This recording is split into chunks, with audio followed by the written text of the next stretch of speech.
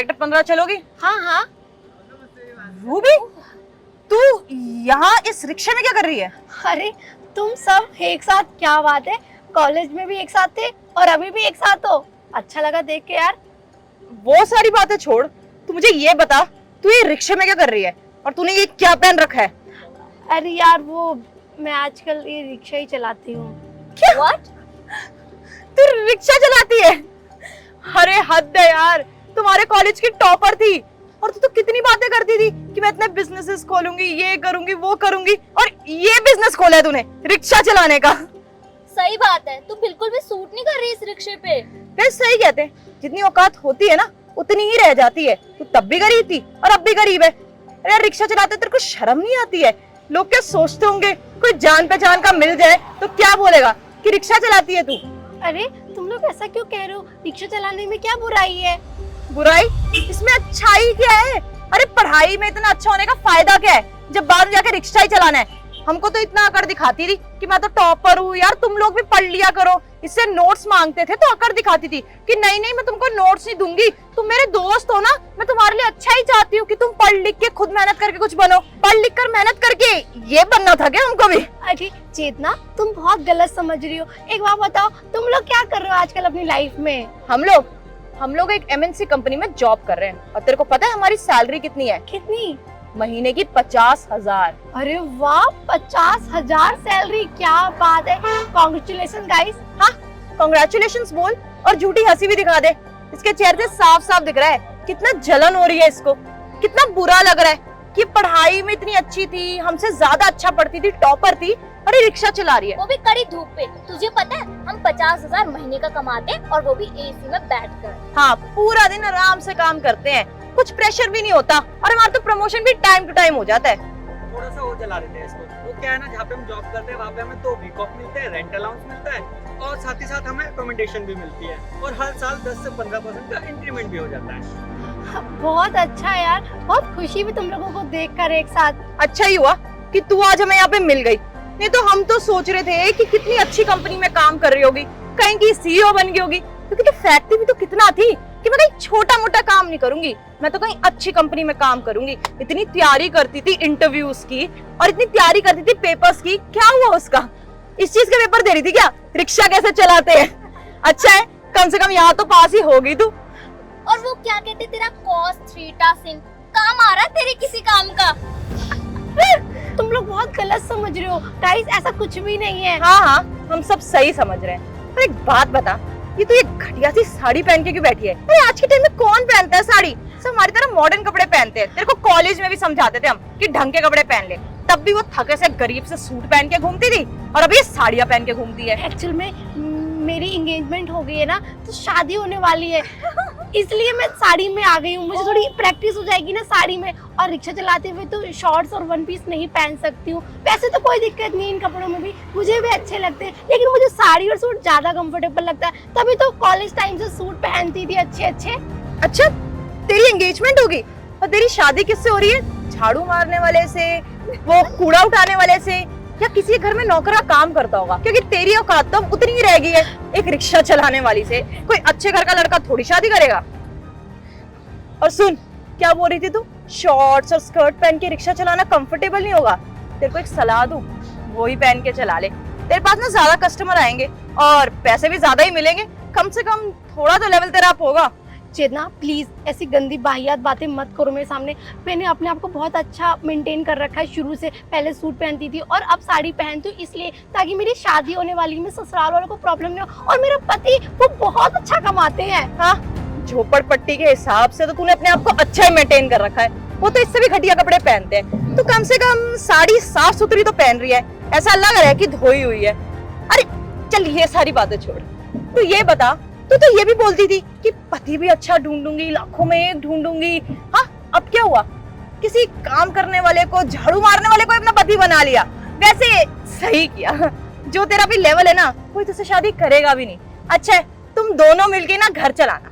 नहीं नहीं चेतना, मेरे पति बहुत सुंदर है और बहुत अच्छा कमाते हैं। क्या बोल रही है? सुंदर हस्बैंड?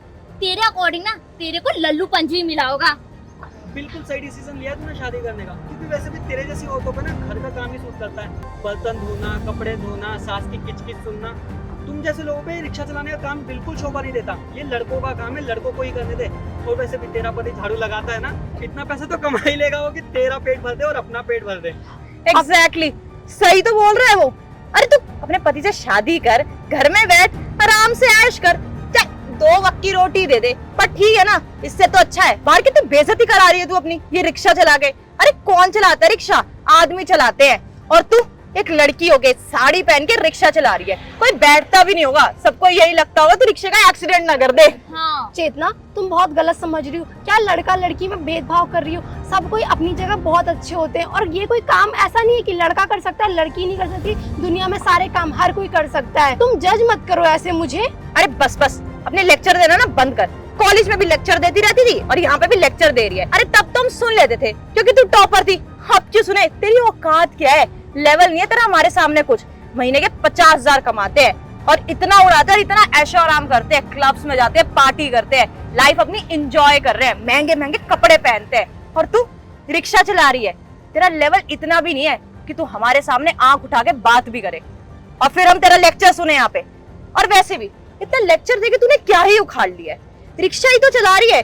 अरे इससे अच्छा कहीं घर पे काम ही कर लेती किसी के, वो ज्यादा इज्जत वाला काम लगता है। हाँ, क्या दिक्कत है? अगर किसी के घर में बर्तन भी धो लेती, अगर मुझे जरूरत पड़ेगी तो मैं वो भी कर लूंगी। अभी मैं रिक्शा चला रही हूँ और इसमें मैं बहुत खुश हूँ। अच्छा, तू दूसरों के घर झूठे बर्तन साफ कर लेगी तो ठीक है, मेरे को ना मेड की बहुत जरूरत है, तो तू मेरे यहाँ नौकरानी का काम कर ले।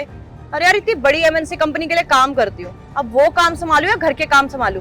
और ये मेरे नेल्स इतने महंगे हैं, मेरी ज्वेलरी इतनी महंगी है, घर का काम करते हुए ना खराब हो जाता है सब कुछ। और ये सब मैं तो नहीं चाहती। और तेरे हाथ देख के तो लग रहा है कि तू यही काम करती है। तो ऐसा कर, तू मेरे घर नौकरानी का काम कर ले, तेरे को महीने के 5-6 हजार रुपए दूंगी। इतने तो तू कभी भी नहीं कमा सकती। दीदी प्लीज मेरी मदद कर दीजिए, मेरी सास की तबीयत बहुत ज्यादा खराब है। डॉक्टर ने जल्द से जल्द 50,000 रुपए देने के लिए बोला है। अरे तू पागल वागल है क्या? किससे 50,000 मांग रही है? इसके बाद तो 50 रुपए भी नहीं होंगे। अगर तेरे को इतनी जरूरत है ना, तेरे को पता है हम महीने के 50,000 कमाते हैं, तो हम जोड़ के तुझे दे देंगे। अरे तू फिर उसकी तरफ देख रही है? उसके पास नहीं है पैसे, उसके हालात देख, रिक्शा चलाती कितना ही कमा लेगी। ये लो अमाउंट डाल दो, मैंने यूपीआई डाल दिया है। तू यूपीआई भी यूज करती है? अरे क्यों गरीब को दिलासा दे रही है? वो बेचारी तेरे दिलासे पे यहाँ से चली जाएगी और तू यहाँ से भाग जाएगी, और उसकी सास का इलाज भी नहीं होगा। थैंक यू दीदी, एक एहसान और कर दो, अपनी गाड़ी मंगा दीजिए ताकि मैं हॉस्पिटल जल्दी पहुंच सकूं। हाँ ठीक है। क्या तेरे पास गाड़ी है? हेलो, हाँ सुभाष भैया, क्या चल रहा जरा कार लेकर आ जाना। हाँ हाँ, वहीं जहाँ मैं रिक्शा लगाती हूँ डेली। रिक्शा चलाते उसके पास गाड़ी कैसे हो सकती है? बेवकूफ। अरे सच सच बता, क्यों एक गरीब का बेवकूफ बना रही है? उसको झूठे दिलासे दे रही है कि उसको पैसे दे देगी। अरे तेरे को अच्छा लगता है क्या? वो घर जाकर रोएगी, उसकी सास को अगर कुछ हो गया इतनी बद्दुआ देगी वो तेरे को। थैंक यू, मैं आपका एहसान कभी नहीं भूल सकती। कोई बात नहीं। तुम दी को जानती नहीं हो, दी कौन है?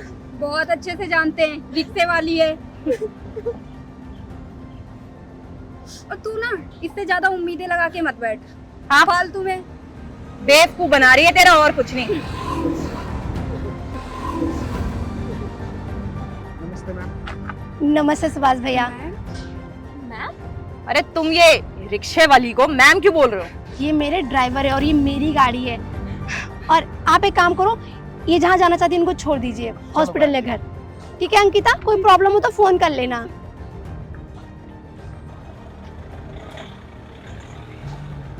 इतनी महंगी कार तेरी थी? हाँ चेतना, इतनी महंगी कार मेरी थी, और ऐसी महीने में 2 गाड़ियां तो मैं खरीद ही सकती हूँ अगर चाहूँ तो। ये तो क्या बोल रही है? तू रिक्शा चलाती है और इतनी महंगी कार तू खरीद सकती है, वही महीने में 2? हाँ, क्योंकि मेरे 100 रिक्शे चलते हैं और एक दिन के रिक्शे का 500 से 600 रुपए है, तो सोच ही सकती हो, अंदाजा लगा सकती हो कि मैं एक महीने का कितना कमाती होंगी। शायद 15 से 16 लाख रुपए महीने की इनकम बैठती है मेरी। तो तुम 50,000 रुपए महीने का कमाती हो और मैं दिन का, तो बहुत फर्क है तुम में और मुझ में। मैंने शुरू से कहा था कि मैं बिजनेस वूमेन बनूंगी और बन भी गई। और फॉर योर काइंड इन्फॉर्मेशन, मैं बहुत खुश हूँ अपने बिजनेस में।